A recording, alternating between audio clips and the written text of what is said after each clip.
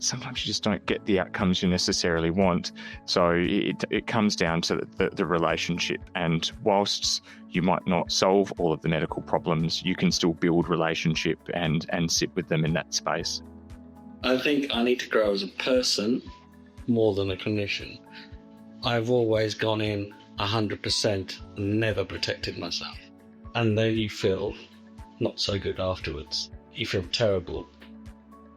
I do care a lot. I had to really learn how to switch off, how to learn when to stop ruminating, when to tell yourself that you did okay. And it is okay to not know. It's okay to not necessarily know whether you've done the right thing or not. And it's okay to still keep caring. Hi, this is Connect, Pause and Reflect, CPR for clinicians. In this series, we hear from paediatric clinicians from across Australia who joined us as part of a 4-year research project to share their reflections on the experience of delivering care for complex patients. Our hope is that their shared reflections may help others to feel empowered, more connected, and able to appreciate how they make a difference to patients and families and what sustains them in the many challenges they face.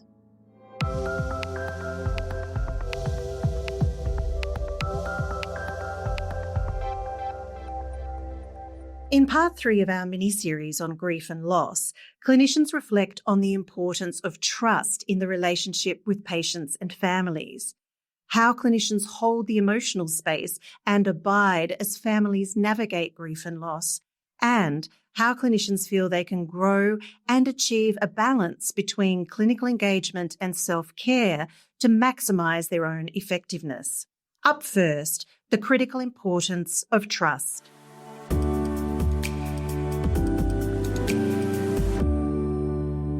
What happens at the end is often determined by that journey beforehand to that building of trust, etc., all work done beforehand. If you are walking that road with the family, it's very hard if you've been the consultant just to turn up at the end and expect trust.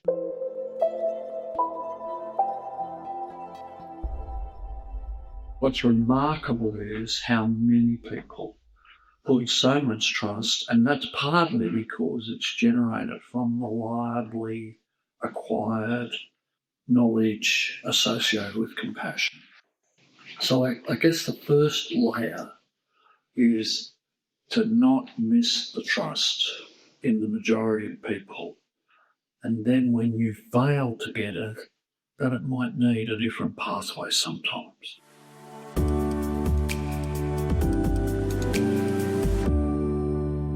Things that come to mind for me are about their ability to continue to have a degree of trust and respect of the clinicians that care for them, despite many things going wrong. It's not possible to have a child with a chronic illness in our health system and for every part of the journey to be perfect.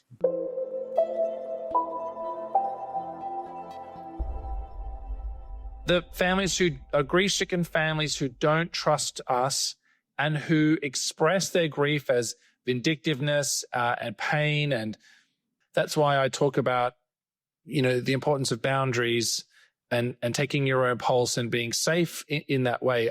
It is okay to say, I don't know, I'm not sure, I can't do that. Boundaries don't break families. They provide a safe space for you both to work collaboratively over time.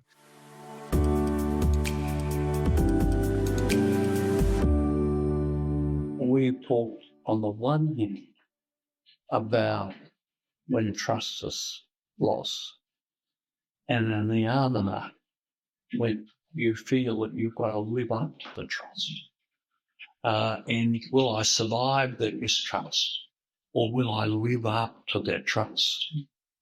I think that tension that exists for clinicians who take their work seriously, but also need to survive.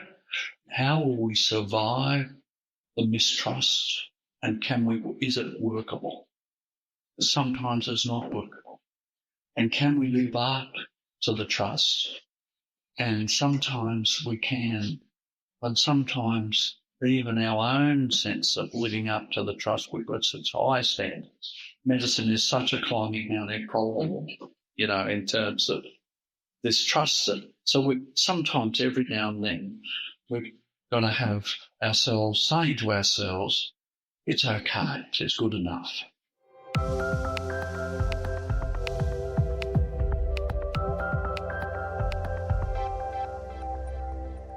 In the next section, clinicians acknowledge that while they're not always able to achieve the medical outcomes they desire, by holding the emotional space and abiding with families, they are able to continue offering support as families navigate grief and loss.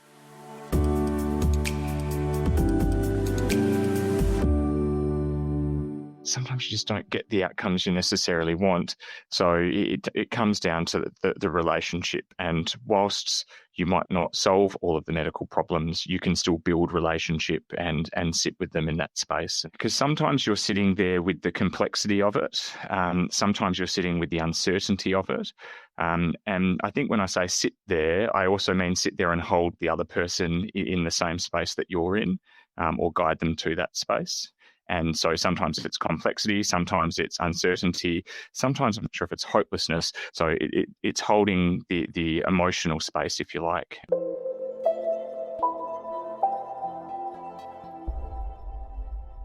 Look, I think during the darkest times when someone is going through a period of loss, it's not helpful for them to know that maybe it's a process of transformation. It must really feel like there's no way out.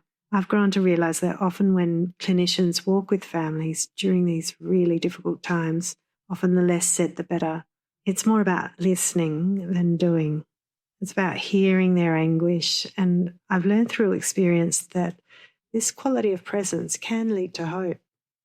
Maybe things like you could say, I wish it didn't happen, but I can't unmake it for you. I can sit here with you in it though. Or for them to know, I know that it feels like it, but it's not your fault. Perhaps these are the things that might be helpful.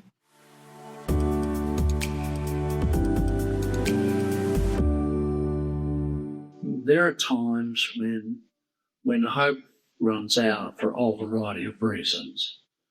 We just abide, we just stick there, and we wait our time through it with the people in the dark.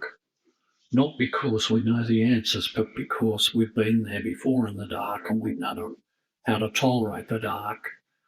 To me, everyone's been there at some time where you're empty-handed and negative solutions.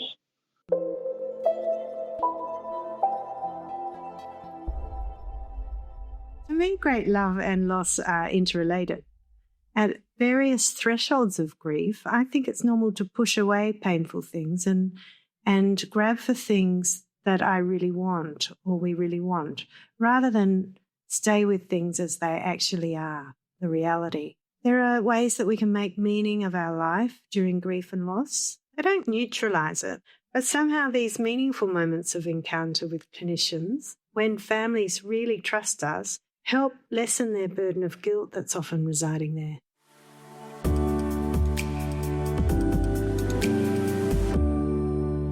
I think sometimes these particular families are unfortunately very familiar with hospitalisation.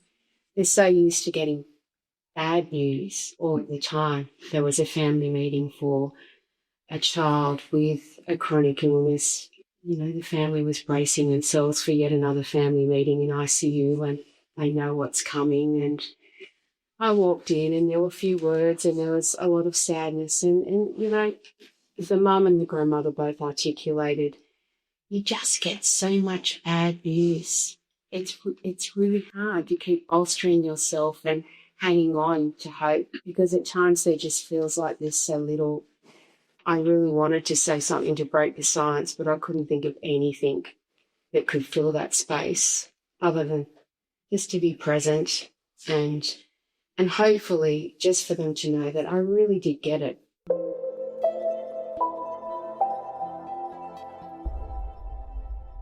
you try to make sense, but inevitably there is some things that are beyond sense. We're all aware of the limitations of our wisdom and making sense. And how liberating it is for people learning from us to find out that there are times when we are very aware of the limitations and that we can't make sense. And similarly, we're empathic, caring, kind people, but there are times where it's really hard to be empathic, caring and kind.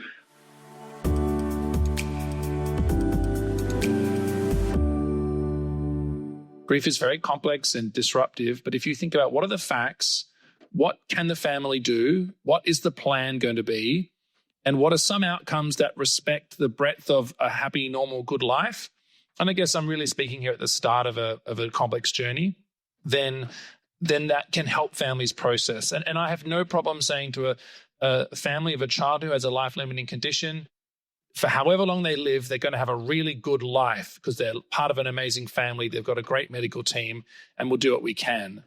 And I think focusing on quality of life from the beginning, recognizing the uncertainty and not trying to make promises around cure, deferment, skill acquisition, intensity of medical treatment is a good way to do it.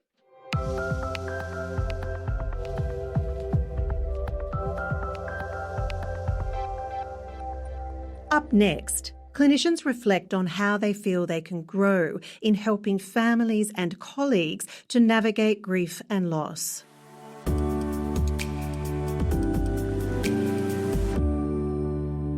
I think I need to grow as a person more than a clinician. I've always gone in 100%, never protected myself. And then you feel not so good afterwards. You feel terrible. And every week is like that, pretty much, because every week there's a new diagnosis, there's a new problem, there's something that I've never heard of, and you just go in again. And what I teach is completely different to what I do. Yeah. So as a clinician and as a person, we have gone into difficult conversations together. And we have supported each other through really, really difficult conversations.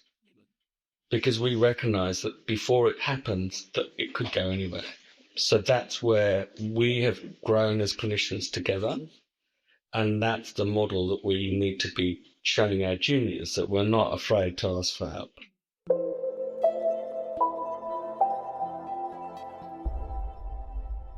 I think I'm only more recently appreciating much more about listening and presence, and I don't have to solve it, but I need to be there. A recognition that there is so much about all of this I still don't understand and probably won't, but at least if I can have an open mind to the awful situations that individuals confront, I felt my growth could come through partnering and sharing with those training, those starting out in consultancy on these areas of grief and loss and everything that it entails, and an earlier greater emphasis than I had in my own career with a very changing, complex world.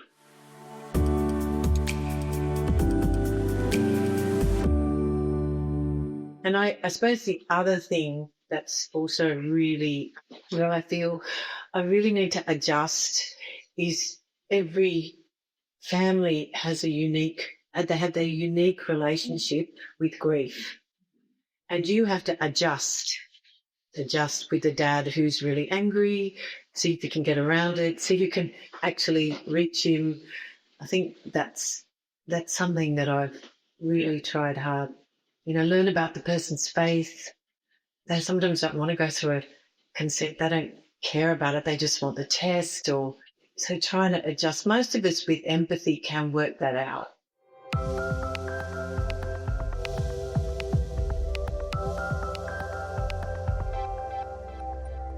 To conclude today's podcast, clinicians reflect on their own vulnerability and the desire to achieve a balance between clinical engagement and self-care to maximise their own effectiveness.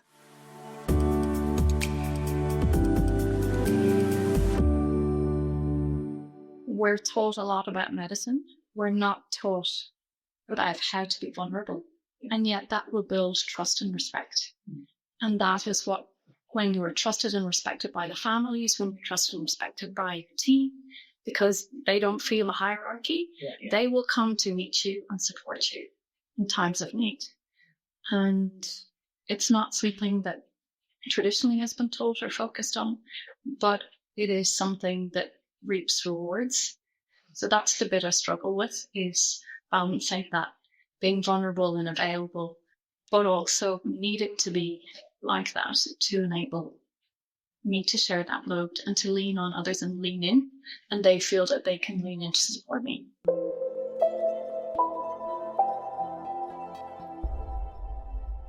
Personally, I feel like one of the things that I would like to go into is a bit of more of a sense of maintenance or balance. Most of the time, I love it. Like most of the time, I want to pinch myself that I'm doing the job I'm doing. It's such a privilege. It's challenging. I meet amazing people, colleagues, families. And then sometimes I just think, I just can't keep doing this. This was always supposed to be hard. And that's why we need people to be doing it. You know, like if it was going to be easy, they wouldn't need any of us. Then arriving at, again, the sense of purpose of why I do the job that I do. But I just feel like the waves of some of these are sometimes exhausting, and that I need to own that and put some strategies in my life. I think there'll always be hard days in this job, and if there's not hard days, you're probably not invested enough. But I sometimes feel like, you know, why don't we routinely offer supervision to medical, clinical and medical staff? Like, why is that not just part of our work? I don't mean medical supervision, you know, I mean psychological kind of supervision. Like, why isn't that just part of how we are and how we work? So I guess thinking about that for me is working out how I maintain a job that I love, but put some balance or strategies in my life that allow me to rejuvenate from those really hard days.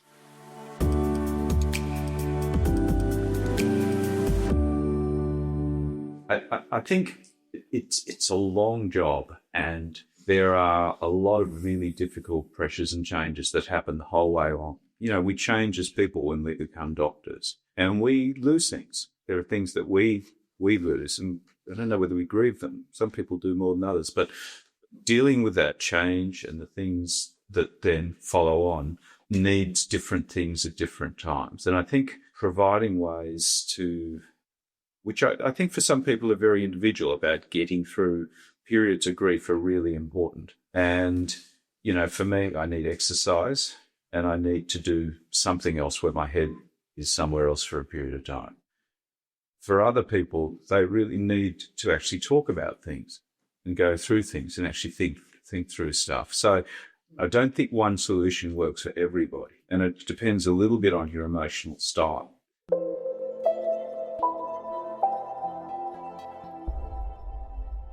One of the things I think, I do care a lot, and I've had to really learn how to switch off, how to know when to stop ruminating, when to tell yourself that you did okay.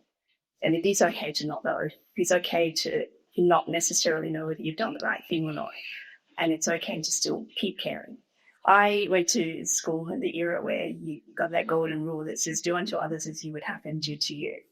And I mean, so I abide by that a bit. That's who I am. I own who I am, and I do care, and I do put myself out there. I am approachable. Every JMO that comes through my departments nowadays have my phone number, so there's going to be hundreds that can call me forever. But I'm okay with that, because I've decided that's how I would like to be able to reach out for help. That's the support that I've harnessed and I've benefited from, and it kind of gives me strength too. But I do say that to the juniors nowadays. You see me work long days, but that doesn't mean that when you get through this, that's what you have to do to be a good doctor. That's what I'm doing right now, because that's what I would like to do to make sure that I do the best job that I'm doing in some way. So I guess it is the openness and talking to people about wine and being authentic about it and sharing that openly, which used to be more of a closed thing.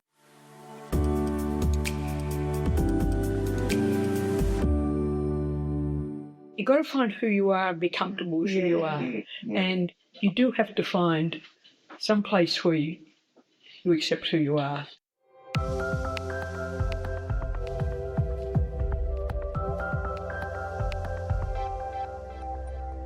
That concludes today's episode on the importance of trust, abiding, and growing when navigating grief and loss. If you're interested in learning more about the research project behind these podcasts, or about hosting Connect, Pause and Reflect sessions in your workplace, further resources are available on the Sydney Children's Hospitals Network website. We would like to acknowledge the ClinEquip steering group led by Professor Annie Bai, including Fleur Leman, Professor Kenneth Nunn, Suzanne Nevin, Erin Beavis, Rachel McLaughlin, Rebecca McIntosh, Doctors Rani Sachdev and Elizabeth Palmer, and the ClinEquip Advisory Group who contributed to the co-design of these resources. We thank the Manildra Group for philanthropic funding. Thank you for listening.